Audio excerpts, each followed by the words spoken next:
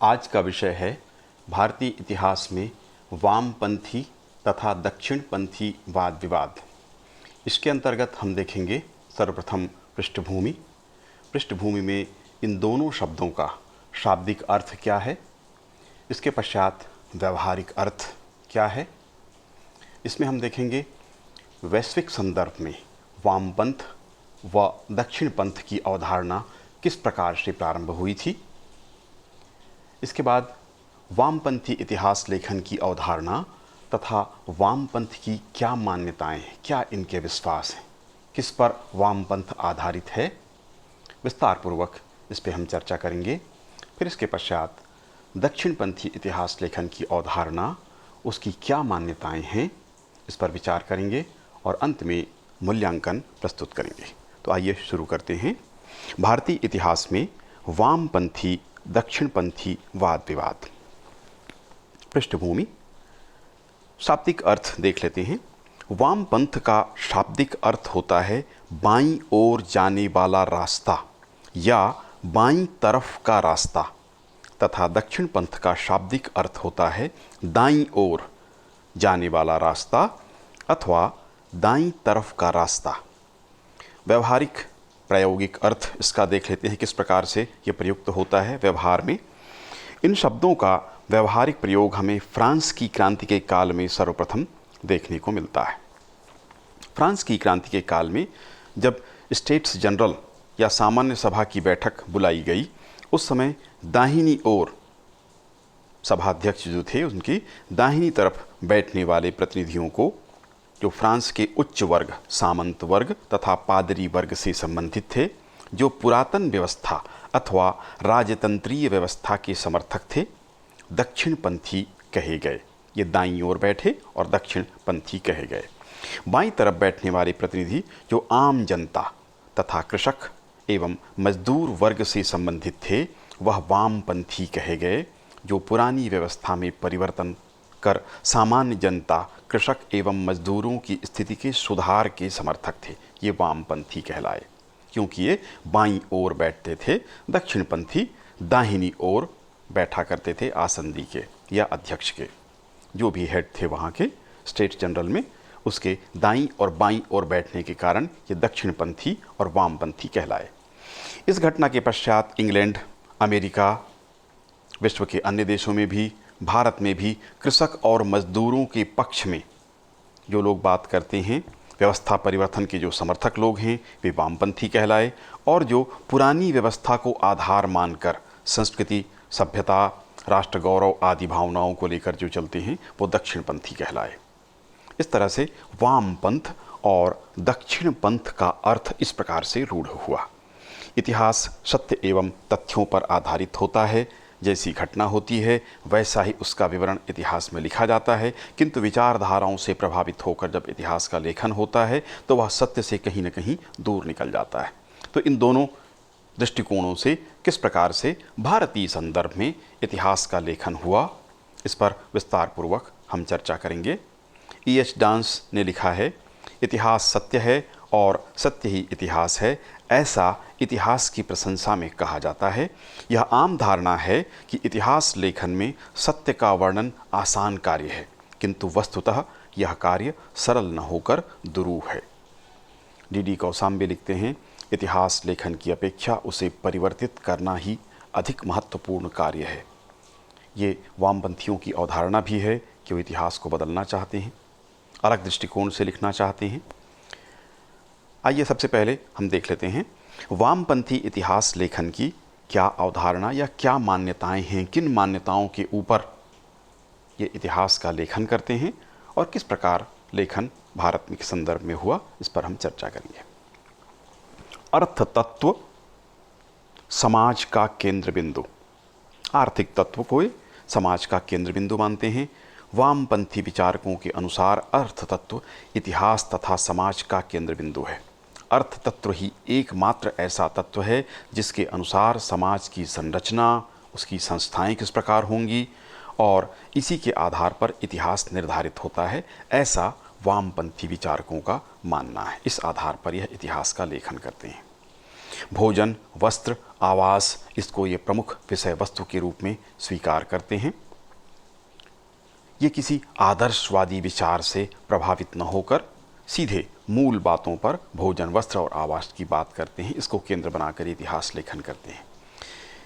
इतिहास वर्ग संघर्ष से संचालित होता है, ये इनकी दृढ़ मान्यता है। साम्यवादियों की यह स्पष्ट धारणा है कि समाज में हमेशा दो वर्ग होते हैं। केवल प्रारंभिक अवस्था को छोड़कर, जब साम्यवादी अवस्था से शुरुआत होती है और अंत में जाकर पुनः साम्यवाद आता है, किंतु बीच में पूरे काल में इनकी मान्यता है कि एक शोषक वर्ग होता है और एक शोषित वर्ग होता है। ये इतिहास के हर काल में, मैंने जैसा कहा प्रारंभ में और अंत में साम्यवादी स्थिति थी, बीच के पूरे काल में ये दो वर्ग ढूंढ ही लेते हैं। इतिहास का कोई भी समय हो, इसमें से ये निकाल लेते हैं दो वर्ग, और इसके बीच द्वंद्व से इतिहास का विकास ये स्वीकार करते हैं। निम्न वर्ग को संघर्ष के लिए प्रेरित करना ये अपना पुनीत कर्तव्य भी मानते हैं। यह भविष्यवाणी भी करते हैं कि अंततः सर्वहारा वर्ग की विजय होगी। भारत के प्रथम स्वतंत्रता संग्राम 1857 की क्रांति की व्याख्या भी ये इसी तर्ज पर करते हैं, इसी तरह से करते हैं। अगला है भौतिक द्वंद्ववाद इतिहास की संचालक शक्ति है। जैसा हमने बताया, दो वर्ग होंगे तभी उनके बीच द्वंद्व होगा और उसी से इतिहास का क्रम आगे बढ़ता है। इसीलिए दो वर्ग खोजते हैं और उनके बीच संघर्ष देखते हैं। तो वर्ग संघर्ष और द्वंद्ववाद एक सिक्के के दो पहलू हैं। धर्म अफीम की भांति है, ये इनकी मान्यता है। मार्क्स ने जैसा कहा था कि धर्म अफीम है, उसके भुलावे में आकर वो अपना कर्तव्य भूल जाते हैं, कर्म भूल जाते हैं और पूंजीपतियों के गुलाम हो जाते हैं। तो धर्म को ये अफीम की भांति मानते हैं। भारतीय संदर्भ में आर्यों को ये विदेशी आक्रांता बताते हैं। यद्यपि इस समय इतने प्रमाण हो चुके हैं, प्राप्त हो चुके हैं, जिससे सिद्ध होता है कि आर्य विदेशी नहीं थे, बल्कि आर्य इसी देश के मूल निवासी थे।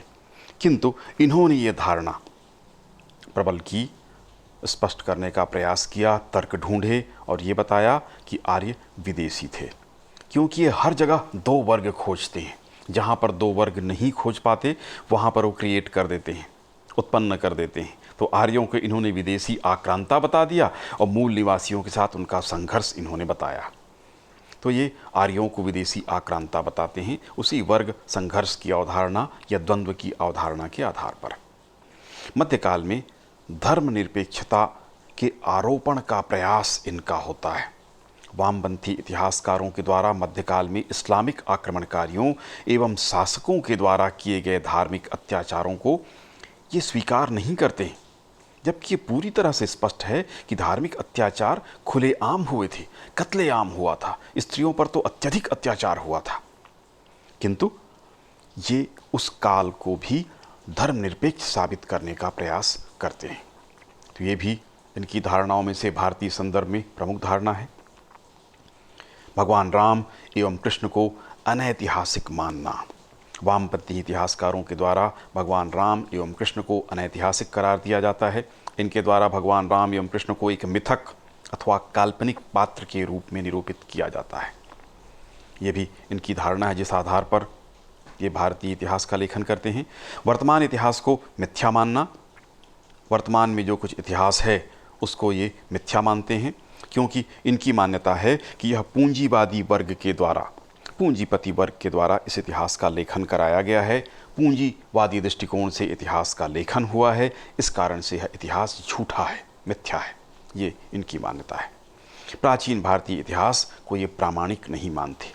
वामपंथी इतिहासकारों की धारणा है कि प्राचीन भारतीय इतिहास का लेखन तथ्यों और प्रमाणों के आधार पर नहीं हुआ है, अतः यह प्रामाणिक नहीं है। फिर ये भी मानते हैं कि ये जो इतिहास लिखवाया गया है ये पूंजीवादी तत्वों के द्वारा लिखवाया गया है, इसलिए भी ये झूठा है। अंतर्राष्ट्रीयतावाद का ये समर्थन करते हैं। ये नारा देते हैं कि दुनिया के मजदूरों एक हो जाओ। मजदूर किसी एक खास देश का नहीं होता, बल्कि मजदूरों की स्थिति सब देश में एक तरह की ही होती है। इसलिए दुनिया के मजदूरों को एक होने का नारा देते हैं।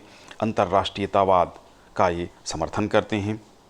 इस तरह से अंतर्राष्ट्रीयतावाद इनके दृष्टिकोण का प्रमुख आधार होता है। तथ्यों के स्थान पर ये तर्कों पर अधिक जोर देते हैं। वस्तुतः इतिहास तर्कों के स्थान पर तथ्यों पर ज़्यादा आधारित होता है। तर्क चाहे जितने भी हों, लेकिन एक तथ्य अगर आपके सामने आ जाए तो सारे तर्क झूठे साबित हो जाते हैं। किंतु इन्होंने तर्कों का सहारा ज़्यादा लिया क्योंकि इनके पास तथ्य कम थे। तो इन्होंने तर्कों के आधार पर शब्दजाल गढ़कर किसी बात को सिद्ध करने का प्रयास ये लगातार करते हैं। ये इनकी मूल धारणाओं में सम्मिलित है। तो ये तर्कों पर ज़्यादा जोर देते हैं। स्वाभाविक है, तथ्य अगर होते तो तथ्य ज़्यादा दिए जाते हैं। इतिहास प्रणाली विज्ञान या मेथडोलॉजी को ही ये अस्वीकृत कर देते हैं। जिस विधि से इतिहास का लेखन होता है, वामपंथी उस मेथडोलॉजी को ही अस्वीकृत कर देते हैं कि ये गलत आधार है जिस पर इतिहास लिखा जाता है। जातिगत संघर्ष एवं निम्न वर्ग के शोषण पर ये ध्यान केंद्रित करते हैं, क्योंकि जैसे हमने चर्चा की, दो वर्ग खोजते हैं, एक उच्च वर्ग शोषक वर्ग, एक निम्न वर्ग शोषित वर्ग, और ये शोषित वर्ग का साथ देते हैं। इसी कारण ये जातिगत संघर्ष, जहाँ कहीं भी संघर्ष इनको मिलता है, दो वर्ग मिलते हैं, निम्न वर्ग जिसको जो पीड़ित होता है, इनके दृष्टिकोण से उसका ये साथ देते हैं। तो जातिगत संघर्ष और निम्न वर्ग के शोषण पर ये ज़्यादा ध्यान केंद्रित करते हैं, क्योंकि उसी आधार पर ही ये इतिहास का लेखन करते हैं। वर्ग संघर्ष को मानने के कारण, द्वंद्व की धारणा को स्वीकार करने के कारण। इतिहास त्रुटिपूर्ण है, उसे बदलना आवश्यक है, ये इनकी धारणा है। जो कुछ इतिहास लिखा गया है वो पूंजीपतियों के द्वारा संचालित है या लिखवाया गया है, इसलिए उसको अस्वीकार करते हैं और उसे बदलना आवश्यक बताते हैं। वर्ग संघर्ष की प्रेरणा और सर्वहारा वर्ग के जागरण को ये अपना लक्ष्य निर्धारित करते हैं। इतिहासकार जो होते हैं उनका ये लक्ष्य होता है कि सर्वहारा वर्ग को किस प्रकार से उकसाया जाए, किस प्रकार से उसको जागृत, इसको जागरण कहते हैं, जबकि इनकी कार्यवाही उकसावे की होती है, किंतु उसको वो जागरण कहते हैं। और शोषित वर्ग है, उसको जागृत करना आवश्यक है, उसको संघर्ष के लिए प्रेरित करना आवश्यक है। तो वर्ग संघर्ष की प्रेरणा, सर्वहारा का जागरण, ये इतिहास लेखन का भी लक्ष्य रखते हैं। 1857 की क्रांति, जब भारत के संदर्भ में ये इतिहास लेखन करते हैं तो वे कहते हैं कि 1857 की क्रांति असहाय वर्ग अथवा सर्वहारा वर्ग की क्रांति थी। साम्यवादी इतिहासकारों ने इस प्रकार से इसकी व्याख्या की है। 1857 की क्रांति को निम्न वर्ग के द्वारा उठाई गई क्रांति इन्होंने कहा है। रूसी क्रांति का ये गुणगान करते हैं। रूस में जो बोल्शेविक क्रांति हुई थी 1917 में, आप सभी परिचित होंगे, लेनिन के द्वारा नेतृत्व किया गया था इसका। तो इसकी ये बड़ी प्रशंसा करते हैं, क्योंकि उससे साम्यवादी क्रांति ये थी और उससे व्यवस्था परिवर्तन वहाँ पे हुआ था। उसी प्रकार की व्यवस्था परिवर्तन की कल्पना ये पूरे विश्व के संदर्भ में करते हैं, जबकि ये स्वाभाविक तथ्य नहीं समझ पाते कि प्रत्येक देश की परिस्थितियाँ पृथक होती हैं। किंतु इनकी मान्यता है कि मजदूर सब जगह एक जैसे होते हैं, उनकी परिस्थितियाँ एक जैसी होती हैं। तो ये केवल मजदूरों पर केंद्रित होकर विचार करते हैं। इस कारण इनको ऐसा लगता है कि रूस में जैसी क्रांति हुई पूरे विश्व में उसी प्रकार की क्रांति होगी, लेकिन ऐसा संभव नहीं हुआ। किंतु ये रूसी क्रांति का गुणगान करते हैं, अपना आदर्श के रूप में उसको स्वीकार करते हैं। पूंजीवाद तथा अमेरिका का विरोध करते हैं। इन वामपंथी इतिहासकारों के द्वारा अमेरिका तथा पूंजीवाद की कटु आलोचना की जाती है। पूंजीवाद का मूल विरोधी होने के कारण पूंजीवाद के केंद्र अमेरिका एवं पश्चिमी राष्ट्रों की इन इतिहासकारों के द्वारा कटु आलोचना की जाती है। वो किस तरह से गलत करते हैं ये वो बताने का प्रयास करते हैं। तो अमेरिका और पूंजीवाद की कटु आलोचना, जातिगत संघर्ष एवं निम्न वर्ग के शोषण पर ये ध्यान केंद्रित करते हैं। इन वामपंथी इतिहासकारों के द्वारा इतिहास में जातिगत संघर्ष एवं निम्न वर्ग के शोषण पर ध्यान केंद्रित किया जाता है। उत्पादन के साधनों का कालक्रम ये बताते हैं, किस प्रकार से उत्पादन के साधन में परिवर्तन हुए, प्रारंभ में कैसे थे, फिर क्या परिवर्तन हुआ। और आपको ये ज्ञात होगा कि इनकी ये धारणा है कि उत्पादन का साधन, वितरण के तरीके या आर्थिक उपादान, आर्थिक जो तत्व है किस प्रकार से होता है, भौतिक तत्व किस प्रकार से होता है, तो उत्पादन कैसा होता है, कौन लोग संलग्न हैं, लाभ किसको मिलता है, कितना मिलता है, उसका वितरण कैसे होता है। तो उत्पादन के साधनों में जब परिवर्तन हो जाता है, इनमें परिवर्तन होता है, तो उससे पूरा समाज, पूरा इतिहास बदल जाता है, ये इनकी धारणा है। तो उत्पादन के साधनों के आधार पर ये कालक्रम में उत्पादन के साधनों में परिवर्तन के साथ समाज किस प्रकार से बदला, उसको बताने का प्रयास करते हैं। भारतीय इतिहास का काल निर्धारण करते हैं डी कौशाम्बी ने। भारतीय इतिहास को 5 भागों में उत्पादन के साधनों, जिसकी हम बात कर रहे थे अभी इसके पूर्व बिंदु पर, उसी प्रकार से उत्पादन के साधन जैसे बदलते जाते हैं, किस प्रकार से उत्पादन होता है, उसका वितरण कैसे होता है, लाभ कौन प्राप्त करता है, इसको ये पूरा उत्पादन प्रणाली कहते हैं और उससे पूरा समाज निर्धारित होता है। 5 भागों में डी कौशाम्बी ने इसको बांटा। पहला है आदि साम्यवाद। जैसा मैंने पहले चर्चा की थी कि प्रारंभ में आदि साम्यवाद था अथवा प्राचीन पंचायती राज भारत के संदर्भ में इस काल में सभी समान थे। भारत में परंपरागत पंचायती व्यवस्था कायम थी। इस काल में समाज में कोई वर्ग विभाजन नहीं था, निजी संपत्ति और वर्ग संघर्ष नहीं था, किंतु कबीलों के मध्य युद्ध अवश्य होता था, लेकिन एक कबीले के भीतर साम्यवादी व्यवस्था थी। ये प्रारंभिक अवस्था ये बताते हैं। दूसरा बताते हैं दास युग। भारतीय इतिहास में द्वितीय काल दास प्रधान समाज का था। इस काल में दास प्रथा प्रचलन में थी तथा मालिक और दास वर्ग के बीच संघर्ष प्रारंभ हो गया। मालिक वर्ग के द्वारा दासों का शोषण हो रहा था। ये इनका तरीका है, 2 वर्ग ढूंढते हैं और दोनों में एक शोषक, एक शोषित वर्ग का साथ देते हैं, उसके पक्ष में लेखन करते हैं। तीसरा सामंतवादी युग की कल्पनाएं करते हैं। इस युग में जमीन पर सामंतों का अधिकार, जमींदारों का अधिकार कायम हुआ तथा द्वितीय वर्ग सेवक वर्ग अथवा दास वर्ग था। फिर इन्होंने 2 वर्ग निकाला, सामंत युग बताया। चौथा युग इन्होंने बताया पूंजीवादी युग, जो उन्होंने कहा कि वर्तमान में चल रहा है। सामंतवादी युग के पश्चात उद्योग व्यापार के प्रारंभ होने के साथ औद्योगिक क्रांति के पश्चात पूंजीवादी युग का श्री गणेश हुआ, ऐसा ये बताते हैं। और पूंजीवादी वर्ग तथा मजदूर वर्ग का संघर्ष प्रारंभ होता है। दोनों का 2 वर्ग इन्होंने बना दिया, एक पूंजीवादी वर्ग उद्योगपति व्यापारी वर्ग उच्च वर्ग बताया इन्होंने, और दूसरा वर्ग मजदूर वर्ग, और दोनों के बीच संघर्ष इन्होंने बताया। और 5वें युग को ये आगामी युग के रूप में भविष्यवाणी करते हैं।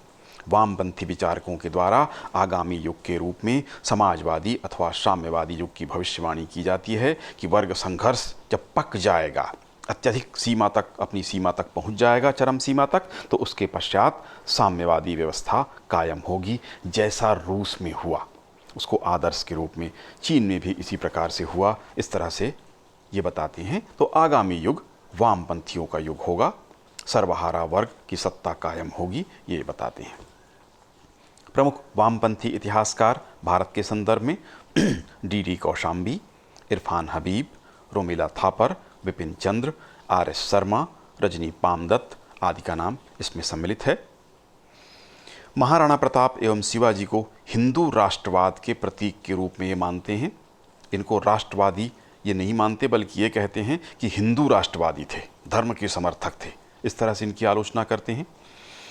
धर्मनिरपेक्षता के आधार पर मुस्लिम शासकों को तो इन्होंने धर्मनिरपेक्ष बताने का प्रयास किया, लेकिन जैसे ही हिंदुओं की बात आती है, सनातन धर्म की बात आती है, ये महाराणा प्रताप और शिवाजी को उस धर्म के पक्ष का निरूपित करने का प्रयास करते हैं। सामाजिक समानता का ये लक्ष्य मानते हैं। अवश्यंभावी क्रांति, वर्गहीन समाज एवं सर्वहारा वर्ग का प्रभुत्व होगा, ऐसा साम्यवाद में ऐसा होगा, ऐसा आदर्श रखते हैं। वामपंथी इतिहासकारों की यह धारणा है कि समाज में क्रांति अवश्यंभावी है, होकर रहेगी। क्रांति के पश्चात सामाजिक समानता आ जाएगी, वर्ग जो अलग बने हैं वो मिट जाएंगे, और इस वर्गहीन समाज में भी ये कल्पना करते हैं कि सर्वहारा वर्ग का प्रभुत्व होगा। कॉन्ट्रडिक्टरी बात कर रहे हैं, एक तरफ बोलते हैं कि समाज वर्गहीन हो जाएगा, लेकिन दूसरी तरफ कहते हैं कि सर्वहारा वर्ग का प्रभुत्व होगा। इसी से पता चलता है कि इनके तर्क कितने खोखले हैं कि एक तरफ वर्गहीन समाज होगा, लेकिन सत्ता किसकी कायम होगी? वर्गहीन समाज में भी सर्वहारा वर्ग होगा और उसकी प्रभुसत्ता कायम होगी, ये इनकी मान्यता है। अब हम देख लेते हैं दक्षिणपंथी इतिहास लेखन की अवधारणा और मान्यताएं क्या हैं। पहला, सामाजिक तत्वों पर बल। दक्षिणपंथी इतिहासकार समाज के सभी पक्षों के सम्यक प्रस्तुतिकरण पर जोर देते हैं। वे समाज के केवल श्रमिक वर्ग के इतिहास को ही इतिहास स्वीकार नहीं करते। सांस्कृतिक पक्ष पर इनका जोर है। दक्षिणपंथी इतिहासकारों के द्वारा इतिहास के सांस्कृतिक पक्ष पर बल दिया जाता है। वे संस्कृति के विभिन्न पक्षों के विवरण पर जोर देते हैं। राष्ट्र गौरव को महत्व देते हैं। इस वर्ग के इतिहासकार राष्ट्र गौरव का कोई भी अवसर नहीं छोड़ते तथा प्राचीन भारतीय इतिहास पर, संस्कृति और परंपराओं पर ये गर्व करते हैं। राष्ट्रवादी विचारधारा इतिहास लेखकों की विचारधारा, इस वर्ग के इतिहास लेखकों की विचारधारा के अंतर्गत ये राष्ट्र को माता के रूप में स्वीकार करते हैं, उसका गौरवगान करते हैं, अपने राष्ट्र के सभी तत्वों का गुणगान करते हैं। तो ये राष्ट्रवादी इनकी विचारधारा होती है। अगला होता है धर्म को इतिहास का आवश्यक तत्व स्वीकार करना। इन इतिहासकारों के द्वारा धर्म को इतिहास का एक महत्वपूर्ण तत्व स्वीकार किया जाता है तथा उसका विवरण प्रमुखता से दिया जाता है। विशेषकर सनातन धर्म अथवा भारतीय धर्मों के विषय में ये विस्तृत लेख करते हैं। सभ्यता एवं संस्कृति से इतिहास का जन्म। सभ्यता और संस्कृति से इतिहास का जन्म स्वीकार करते हैं, अतः संस्कृति के विभिन्न तत्वों को अनिवार्य रूप से इतिहास लेखन में सम्मिलित करते हैं। प्राचीन भारत को ये गौरवपूर्ण मानते हैं। दक्षिणपंथी इतिहासकारों के द्वारा प्राचीन भारत को गौरवपूर्ण माना जाता है।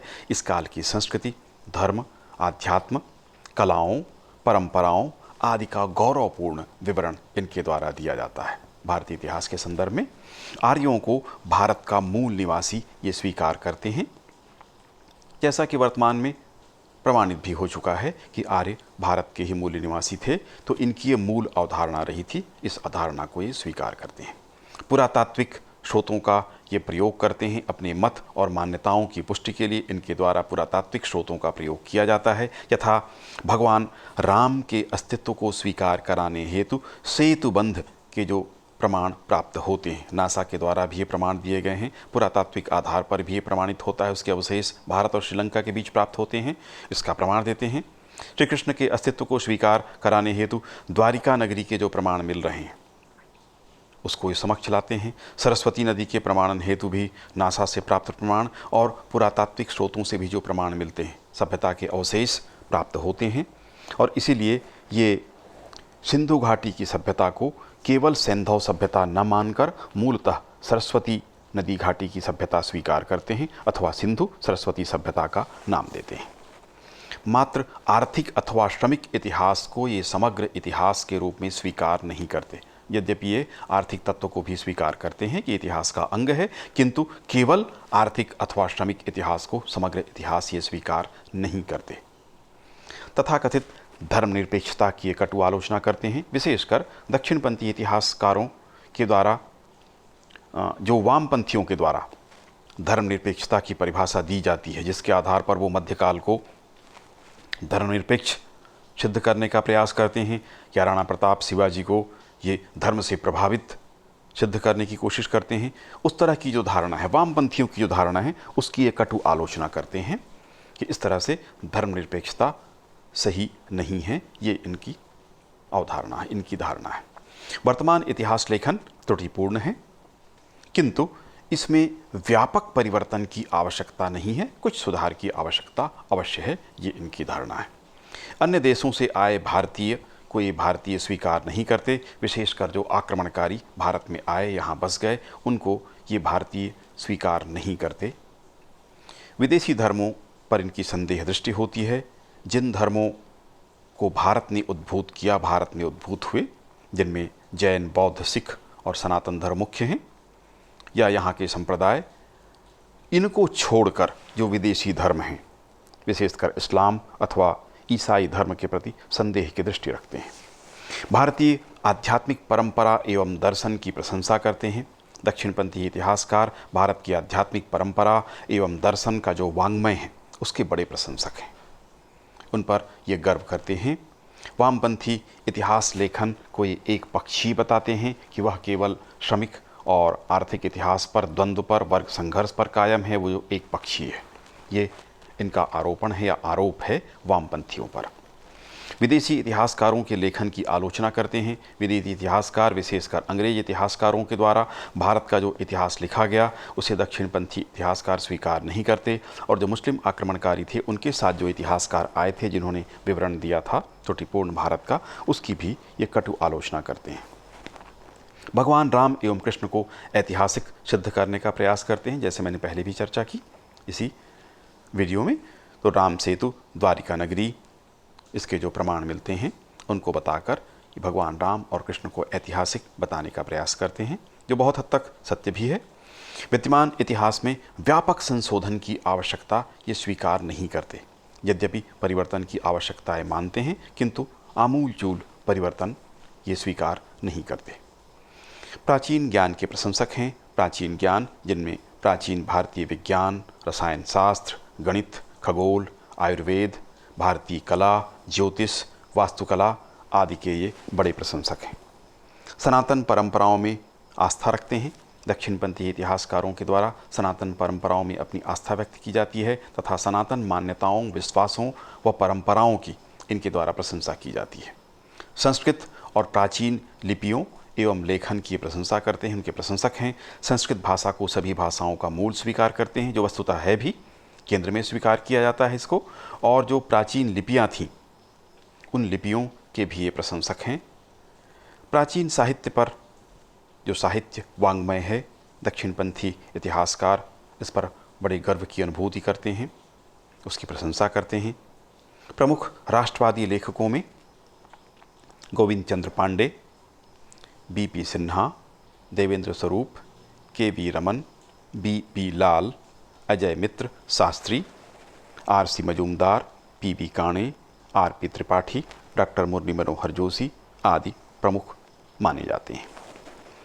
मातृभूमि की प्रशंसा इनके द्वारा की जाती है।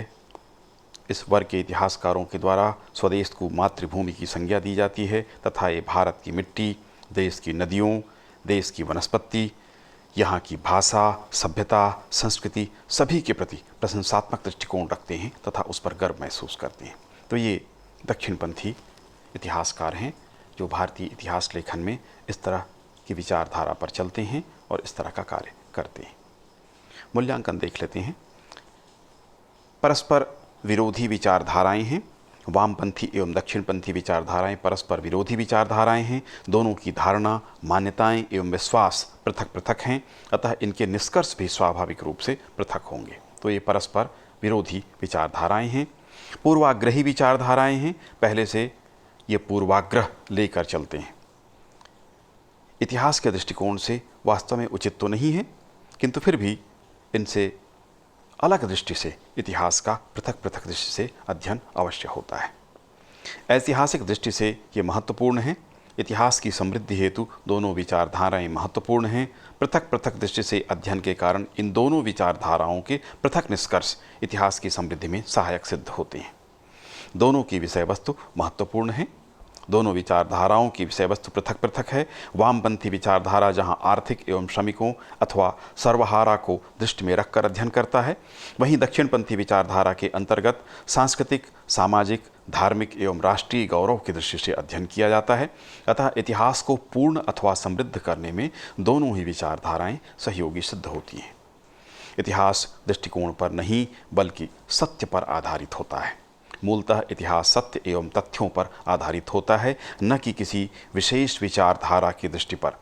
अध्येता को या पढ़ने वाले को, अध्ययन करने वाले को यह स्पष्ट होता है कि विचारधारा विशेष के अंतर्गत यह लेखन हो रहा है, तो उसके जो निष्कर्ष निकाले गए हैं उन निष्कर्षों को वह पूर्णतः स्वीकार नहीं करता, बल्कि स्वाभाविक रूप से संशोधित निष्कर्ष वह स्वीकार करता है। E.H. डांस के अनुसार पूर्व के इतिहास के संबंध में इतिहासकारों को सबसे पहली बात तो यह समझ लेनी होगी कि धर्म को इतिहास से अलग नहीं रखा जा सकता। एशिया के अधिकांश लोगों के जीवन में धर्म का महत्वपूर्ण स्थान है। डॉक्टर बेहार एवं पांडे लिखते हैं, प्रमाण मौजूद है कि आर्य आक्रमणकारी नहीं थे, वे यहीं के मूल निवासी थे, किंतु वामपंथी इसे नहीं मानते। आर्य द्रविड़ सभ्यता उनके बीच की लड़ाई के बिंदु हैं।